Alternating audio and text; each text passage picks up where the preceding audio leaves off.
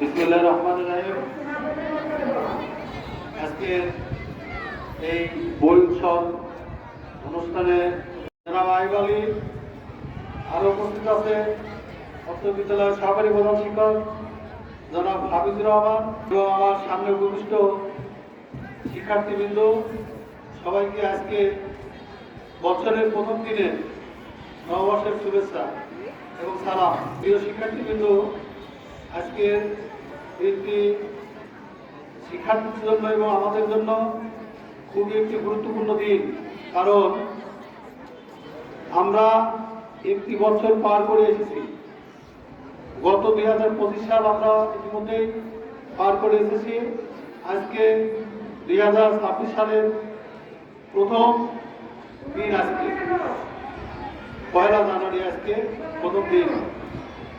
তো এই 2025 সালে আমাদের বিদ্যালয়ে লেখাপড়ার ক্ষেত্রে এখানে বার্ষিক পরীক্ষা হয়েছে এবং নির্বাচনী পরীক্ষা হয়েছে। এই দুটি পরীক্ষায় নির্বাচনী পরীক্ষার ফলাফল ইতিমধ্যে ঘোষণা করা হয়েছে। তাতে বেশিরভাগ এবার রেজাল্ট আমার মনে হয় নির্বাচনী পরীক্ষায় যারা এসএসসি পরীক্ষা দেবে তাদের রেজাল্ট অনেক ভালো হয়েছে গতবার থেকে। আর আজকে তোমাদের বার্ষিক পরীক্ষার ফলাফল ঘোষণা করা হবে। এই বার্ষিক পরীক্ষার ফলাফলে আমি আশা রাখি তোমরা অনেকেই ভালো করেছো, কেউ প্রথম হয়েছো, দ্বিতীয় হয়েছো, তৃতীয় হয়েছো, এবং অনেকেই আগে যাদের রোল হয়তো 50 ছিল, 75 ছিল, তারা অনেক সামনে এসে গেছো। আবার অনেকেই লেখাপড়া খারাপ করেছো, তাদের রোল সামনে থেকে পিছনে চলে গেছে। তো লেখাপড়ার কোনো বিকল্প নেই, লেখাপড়া করতেই হবে। কারণ আমরা জানি যারাই বড় হয়েছে তারাই কিন্তু লেখাপড়া করে বড় হয়েছে। লেখাপড়া ছাড়া বড় হওয়ার কিন্তু কোনো পথ নাই। তোমরা জানো যে ভারতের রাষ্ট্রপতি ছিলেন আব্দুল কালাম আজাদ।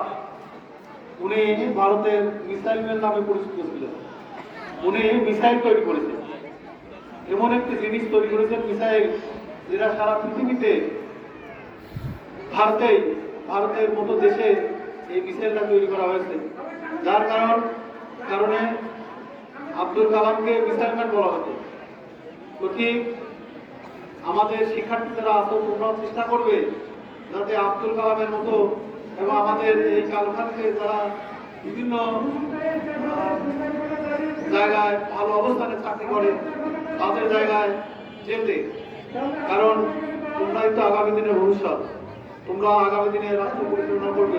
শুভ দিনে আমি সবাইকে আন্তরিক শুভেচ্ছা জানাই এবং 2026 সাল তোমাদের এবং আমাদের এবং সবারই যেন ভালো হয়।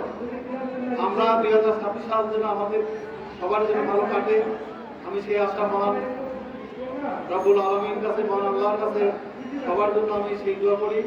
আমরা এবং তোমরা সবাই মিলে যাতে আমরা ভালো থাকি এবং আমরা 26 সালে যাতে ভালোভাবে বিদ্যালয়টা পরিচালনা করতে পারি। তোমরা যাতে ঠিকমতো ড্রেস করো, স্কুলে আসো, ক্লাস করো, এগুলো তো ঠিকমতো করো। 25 সাল যা হওয়ার হয়েছে, 26 সালটা যেন আমাদের ভালো হয় এবং আমাদের স্কুলের জন্য, আমাদের জন্য ভালো উপহার হিসেবে আসে, সেই আশাবাদ ব্যক্ত করে সবাইকে আন্তরিক শুভেচ্ছা জানিয়ে এবং আমি রজনীগন্ধার শুভেচ্ছা দিয়ে আমি আমার সংক্ষিপ্ত বক্তব্য শেষ করছি। খোদা হাফেজ।